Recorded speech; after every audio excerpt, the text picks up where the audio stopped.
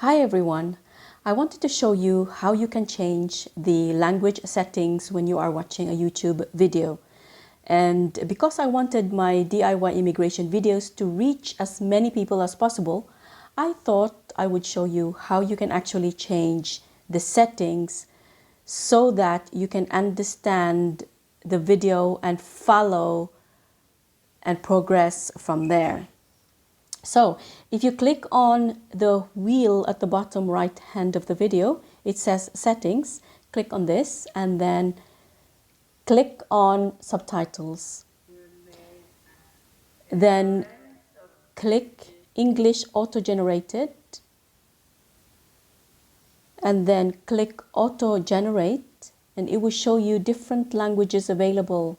There are many languages available to choose from. And so let's see how this works. So let's choose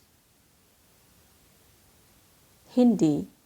If you click, then the subtitle changes from English to Hindi, and you should be able to follow and read the subtitle and understand the video.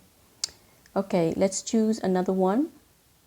So we click auto generate and choose, let's see,